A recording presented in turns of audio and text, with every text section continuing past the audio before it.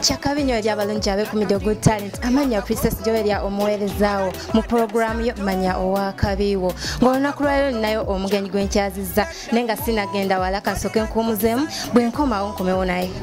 onaze koli wanyo mukakondo osaze n'omugejo latatinde mfi wakakondo aladi bwadde mstanto akakondo okulabasebo kalinyabo abalungi abakyabagala okumanya gugwani era okola mulimu ki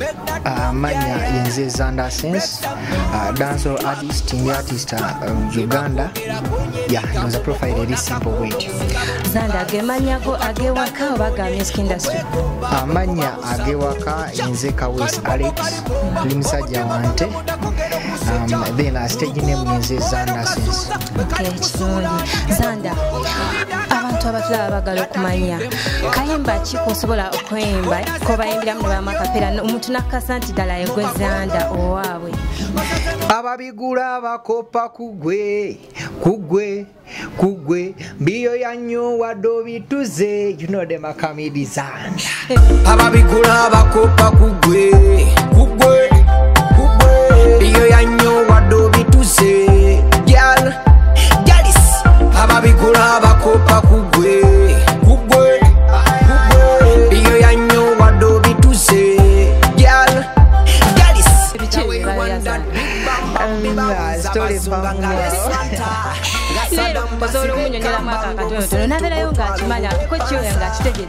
just bakopa kugwe slogan nga bosobola okugamba muntu okubeera nga oli so original nga balala bakopa kubukopi anything sobola okugamba good talent bakopa kumu sobola okugamba okuba wakali Zanda bakopa kunze steve kisigala kikola se fenna tukopeko tukitwalaganya mu maaso kigenderi bekikwatako kiteso nyenya ebintu bibyo kiteso babisibanga twesangeyo mu kidongo tebakugwira musanyu kigenderi bekikwatako kiteso Zanda mu music industry muneno birungi kibyofunyemu waliwo ekintu ekiri priceless emikwano tegirina bbeeyi yakyekimu ku bintu byensobola okugamba nti nfunyemu kubanga emikwano kisobola okuyamba mu buli mbeera mu bintu ebya ssente ne mukubirirawo mu buntu waliyo omuyimbi gwe nayogerako naye nagamba ebirungi byafunye mu music industry mukazi sofa sinabakuwasa basuubira ndikati nkonkona kubakumba abaddako nze mbadde mmanyi nzije negattewo okirabo ngenda kukola akatabo ndowooza bisi biki byofunye mu music industry ekizibu ekisooka kiri ku promotion si kyakuja kayima mu studio okapromotinga katuusa ku muntu buli muntu akabuli ali mukyala akamanya ali mu tawuni akamanya ali ddala akamanya challenge esooka temanyi artist munene oba mutono kyobolaba ne artist gwolowooza nti munene si buli kayimba kakola nti kafuuka ayiti bumu bugaana ne babiwumula ne babireka ne basooka ne basirikamu ako akabanga then nenkokola nga bomanyi gemu ye erimu ekikono manya somehow ne mu music bibeera bayimbi bano naddala mu bayimbi basically naye nga babajjukira kati muntu aba ne connections omuntu asobola okugamba omuntu nti kuba mukwano gwe oba DJ ng'ona ng'atukuba music wa Zanda asobola okugamba radio presenter tokuba music wa Zanda asobola okugamba babutalenti Zanda temuwa interview ekitegeera so kirina engeri gye kiku eliminating okubanga osobola okutambula okubanga ebintu byekola ogenda maaso naye nze kimanyi fababutale tojja nokugamba ntokuba akayimba katumwinakuzo still sigala tukikola tukikwasaganya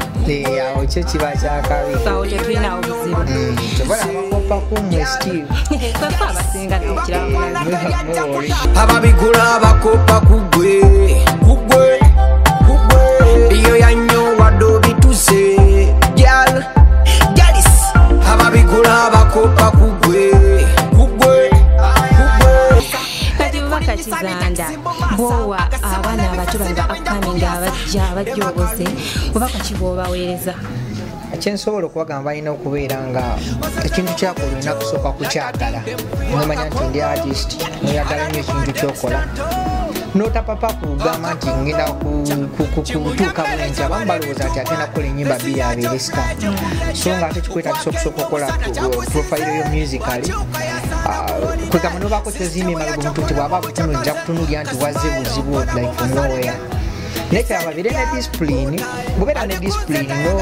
n'ekirala n'ekyobuteteeka mu mbeera yakunywa biragalalagala ndowooza okulowooza nti wano abeera nti ajja kusobola okuyitawo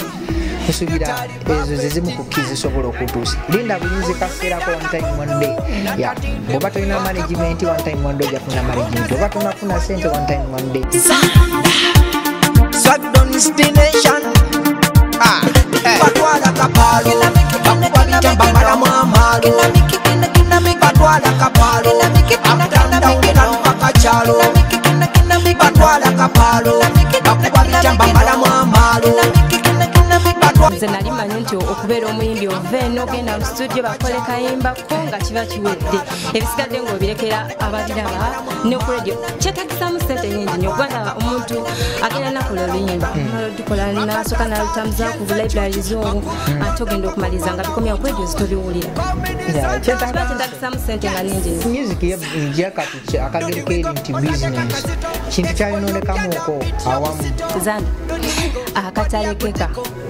akatalekeka ekyengenda okugamba omanyi waliwo gavumenti yaffe emanyi okugamba nyo abavubuka nti mukole temuyina mu kutuula kolaki balina okukola kuba abasinga bwe batula obutuzi obwo ng'obumutuma kubba ate ne bamaliriza nga bafiiridde obulamu bwabwe bandisoose creatinga mirimu ne balyoka bagamba abaana bakola abaana tebalina bye bakola abasomye n'abatasomye tebalina mirimu anti n'emirimu bagyagala baagala okukola ne bejja mu bino ebyokubba naye kati zandi ojja kubeera ne bizinesi yo nga nnene nzijje nkusaba omulimu ate osooke kuntambuza bwebityo ngenda okumaliriza nga nange nkivuddeko nga neetamiddwe naye nga anti kyekyengamba nti gavumenti yesobola okukola emirimu bwecreatinga factories esobola okufuna abantu baayo mu bantu baayo population yayo nemanya nti nkoze factory esobola okuemployinga abantu 5 abantu abo baba bafunye emirimu abo abantu 5 kalibomba omutima gwange mundakongera okusoja mu lukuubo mubera okazunza bwe kali kusuula nyagenda okulonda onyumidde akakondo latadinde mufira akakondo tweyanziza nnyo zanda n'emboozi eyo n'obubaka bweweereza abatulaba bwetyo bwe tubadde n'omugenyi waffe omuyimbi olinayo kuyagala okuweereza just njagala okupasinga shoutouts nga ku management yange Laden management omanyi si kikyangu okufuna management swabo nene waliwo n'abali waggulu awo naye nga tebalina board tebalina management big up on yourself Mr. Yusuf Kulumba much love much respect Laden management much love much respect family yange mami daddy love you so much tweyanzege bwetyo wetambudde bwetyo wetunyumizaamu n'omuyimbi waffe amannya Princess Joelia omuweerezaawo mu programu yo manya owakabiwo mbasaba mubeereko nga mbaleetera owakabi omulala onaze koli wanyo mukakondo